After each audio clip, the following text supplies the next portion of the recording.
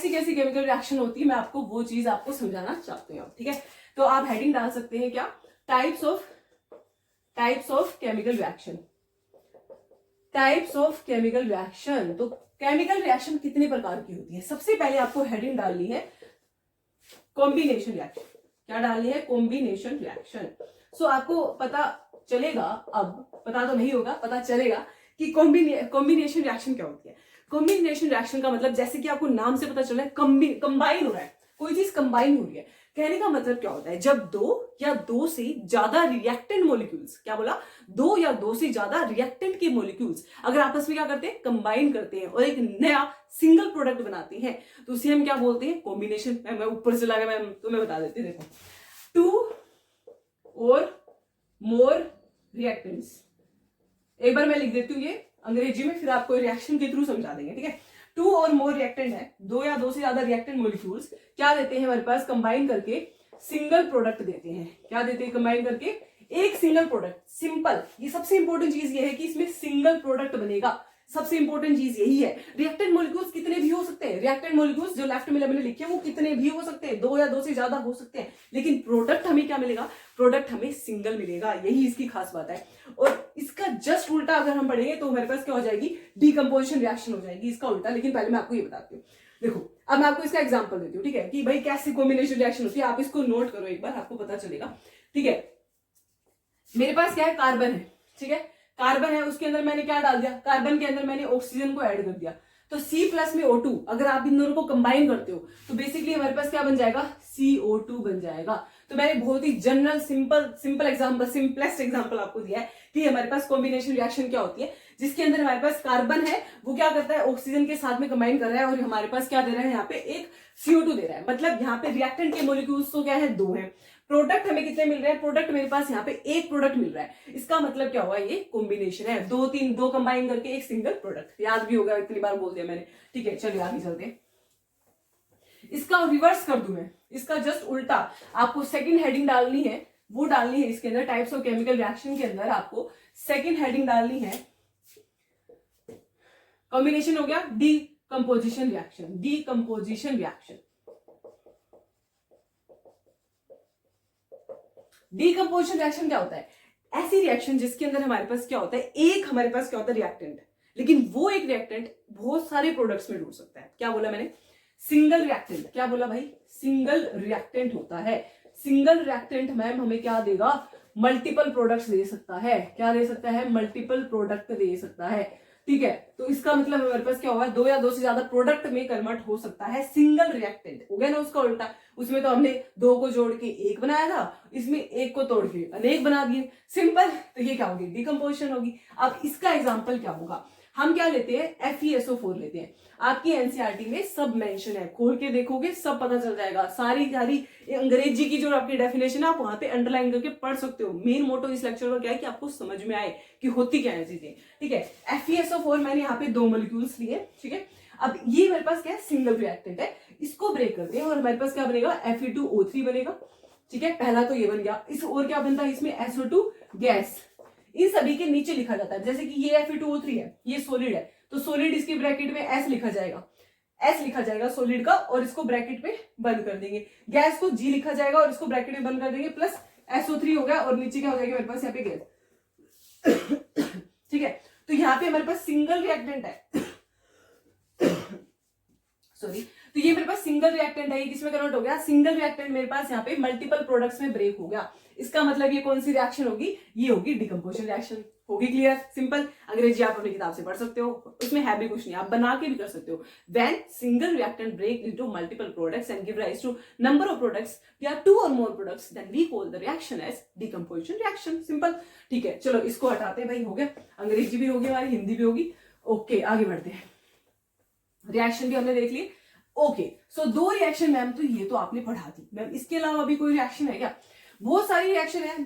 Decomposition ऐसा नहीं है कि भाई डिकम्पोजिशन की कंडीशन भी होती है, जैसे कि हमने रिएक्टेंट मॉलिक्यूल को ब्रेक करा मल्टीपल प्रोडक्ट्स में, उसके अनेक तरीके हैं। जैसे कि मैं ये कर सकती हूँ, देखो बताओ, मैं हेडिंग डाल देती हूँ डीकम्पोजिशन रिएक्शन। देखो क्या है, डीकम्पोजिशन रिएक्शन है, ठीक है। अब ये डीकम्पोजिशन रिएक्शन जो होती है ना, वो अलग अलग कंडीशंस पर हो सकती है। अलग अलग कंडीशन मतलब ये ना थर्मल, मतलब बेसिकली हीट, हीट की प्रेजेंस में भी हो सकती है रिएक्शन डिकम्पोजिशन। अच्छा, ये रिएक्शन जो होती है वो लाइट की प्रेजेंस में भी हो सकती है रिएक्शन, मतलब तोड़ने का काम है। तोड़ता कौन है? हीट भी तोड़ सकती है रिएक्टेंट मॉलिक्यूल्स को, लाइट भी तोड़ सकती है रिएक्टेंट मॉलिक्यूल्स को, ठीक है। और ऊपर से हमारे पास और क्या होता है? हीट और लाइट, और ऊपर से इलेक्ट्रिसिटी भी होती है भाई। तो ये तीनों चीजें होती है हमारे पास, ये क्या कर सकती है? हीट से ब्रेक कर लो, लाइट से ब्रेक कर लो, या इलेक्ट्रिसिटी से ब्रेक कर लो, ठीक है। तो डीकम्पोजिशन मतलब ब्रेक करना। ब्रेक करने के तीन तरीके हैं, या तो तुम उसे गर्म कर दो, या फिर उसमें तुम लाइट दे दो, या फिर तुम इसमें इलेक्ट्रिसिटी दे दो। अब इनके मैं बता देती हूँ आपको एग्जांपल, और इन्हें बोलते क्या है ये भी बता देती हूँ। जब भी हीट की प्रेजेंस में डीकम्पोजिशन होती है तो उसे हम क्या बोलते हैं? Thermal decomposition. क्या बोलेंगे? थर्मल डीकम्पोजिशन को मैं छोटे फॉर्म में डीकम्पोजिशन ऐसे लिख देती हूँ बस, ठीक है। तो हीट की प्रेजेंस में हो रही है तो थर्मल डीकम्पोजिशन, लाइट की प्रेजेंस में तो सिंपली लाइट की प्रेजेंस में फोटो, लाइट का मतलब होता है फोटो, और डिकम्पोजिशन हो रहा है तो डिकम्पोजिशन। इलेक्ट्रिसिटी की प्रेजेंस में डिकम्पोजिशन हुई तो क्या बोलेंगे इसे? इलेक्ट्रोलिटिक। क्या बोलेंगे? Electrolytic decomposition. सो अगर आपके एग्जाम में क्या आ जाता है, स्पेसिफिकली आपसे पूछ लिया जाए कि give the example for the photo decomposition, तो आपको पता होना चाहिए कि भाई फोटो डिकम्पोजिशन का एग्जांपल क्या है। अच्छा, इलेक्ट्रो डिकम्पोजिशन का एग्जांपल क्या है, मतलब ब्रेक हमें करना है लाइट की प्रेजेंस में। इनके एग्जांपल्स और मैं आपको बता देती हूँ, इससे आपको क्या हो जाएगा, बहुत अच्छे से क्लियर हो जाएगा। तो वन बाय वन लेके चलती हूँ। सबसे पहले उठाएंगे क्या? Thermal decomposition. चलो इसको हटा देते हैं, इसमें से हम फर्स्ट को लेते हैं क्या? थर्मल डिकम्पोजिशन, ठीक है। नोट कर लेना अपनी कॉपी पे साथ साथ। चलिए आगे बढ़ते हैं हम इसमें। सबसे पहले हेडिंग डालो, कौन से डिकम्पोजिशन पढ़ रहे हैं? थर्मल डिकम्पोजिशन, ठीक है। थर्मल का मतलब क्या बताया मैंने? हीट की प्रेजेंस में। किसकी प्रेजेंस में? हीट की प्रेजेंस में अगर हम क्या करते हैं? डिकम्पोजिशन। अंग्रेजी खुद बना सकते हो, when the reactant molecules break into the products, multiple products in the presence of heat. बस आपको हीट लिखना है वहां पर। In the presence of light तो photo, in the presence of electricity तो इलेक्ट्रोलिटिक। सिंपल, ठीक है। इसका एग्जांपल देखते हैं।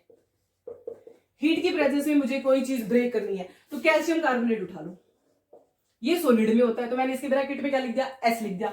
अब ये ब्रेक हो जाएगा किसमें? कैल्शियम ऑक्साइड के अंदर, और किसमें? ऑक्सीजन गैस के अंदर ब्रेक हो जाएगा। तो सिंपल सी बात है, ये जो रिएक्शन हमने करी है ना, इसके अंदर बहुत ज्यादा हीट की जरूरत पड़ती है। जब हम बहुत सारी हीट दे करके इसको ब्रेक करते हैं कैल्शियम कार्बोनेट को, तो ये ऐसे ब्रेक हो जाता है कैल्शियम ऑक्साइड में और किसमें? O2 के अंदर।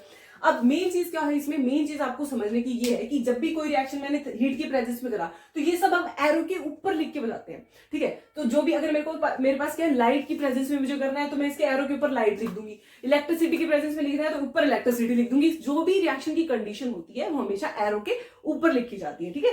चलिए ये हमारे पास एग्जाम्पल किसका होगा? थर्मल का। आगे बढ़ते हैं। इसके नीचे दे देती हूँ मैं दूसरा एग्जाम्पल, जो कि क्या है हमारे पास? Photo decomposition.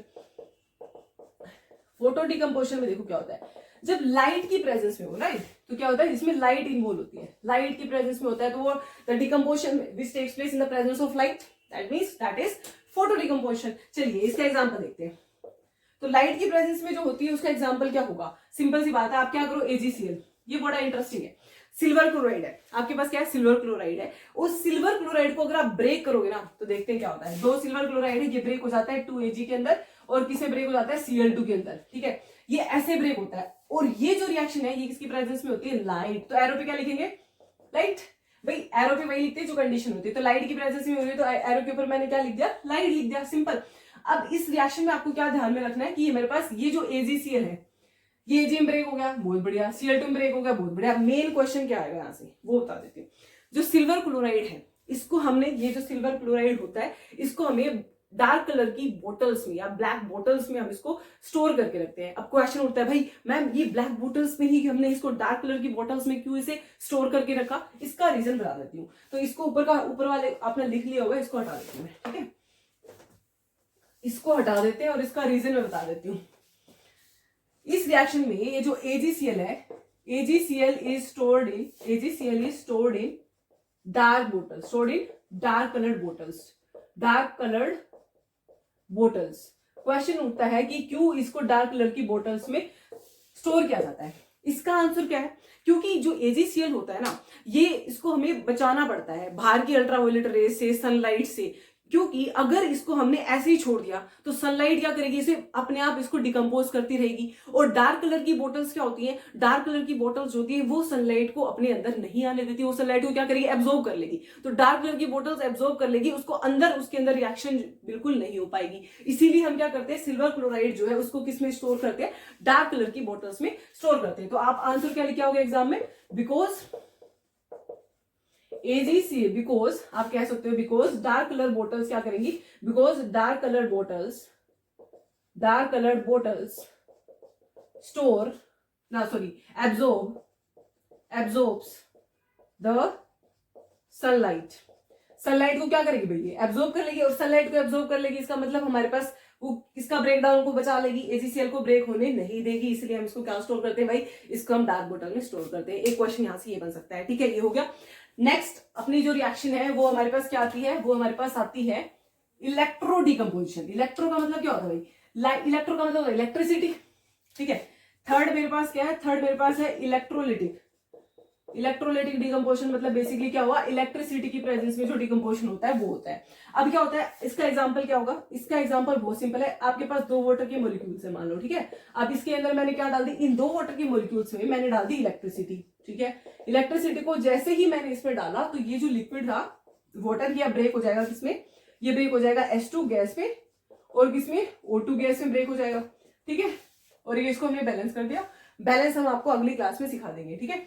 हाँ, इससे या फिर इससे अगले लेक्चर में वो भी हो जाएगी। तो इलेक्ट्रोलिटिक डिकम्पोजिशन हो गया, जो हमने क्या करा, इलेक्ट्रिसिटी की प्रेजेंस में करा है वो इलेक्ट्रोलिटिक डिकम्पोजिशन हो गया, ठीक है। तो ये हमने आज क्या क्या देखा, आज हमने क्या जाना, स्टार्टिंग से केमिकल रिएक्शन के बारे में जाना। केमिकल रिएक्शन क्या होती है, कैसे पता चलता है, आपने आसपास केमिकल रिएक्शन कहां पर हो रही है ये चीज देखी। मैग्नीशियम ऑक्साइड की एक्टिविटी के थ्रू हमने देखा कि क्या क्या हमने ऑब्जर्व करा और कैसे पता चला वहां पे केमिकल रिएक्शन हो रही है, क्या क्या ऑब्जर्वेशन थी ये देखी। कौन कौन सी ऐसी चीजें हैं जिससे हम पता कर सकते हैं कि केमिकल रिएक्शन वहां पर हो रही है। आपने देखा कि टेम्परेचर में चेंज, गैस का इवोल्यूशन, कलर में चेंज, स्टेट में चेंज, प्रेसिपिटेट बनना, ये सब हमें बताते हैं कि वहां पे केमिकल रिएक्शन हुई है, ठीक है। उसके बाद में मैंने आपको थोड़ी बहुत केमिकल रिएक्शंस को गो थ्रू करवाया। सबसे पहले मैंने कॉम्बिनेशन रिएक्शन बताया, फिर मैंने डिकम्पोजिशन बताया, फिर उसके बाद में मैंने बताया कि डिकम्पोजिशन के कितने 3 प्रकार की डिकम्पोजिशन होगी, थर्मल और फोटोकेमिकल और इलेक्ट्रोलिटिक। ये सब डिकम्पोजिशन के बारे में अपना यहाँ पे कंप्लीट हो गया। नेक्स्ट लेक्चर में हम जानेंगे और कौन सी डिस्प्लेसमेंट रिएक्शन के बारे में, और बाकी जितना बचा हुआ पोर्शन है वो कल करेंगे और 1-2 दिन में खत्म हो जाएगा, ठीक है। So I hope you enjoy the lecture, ठीक है। We will meet in next video. Thank you so much for watching.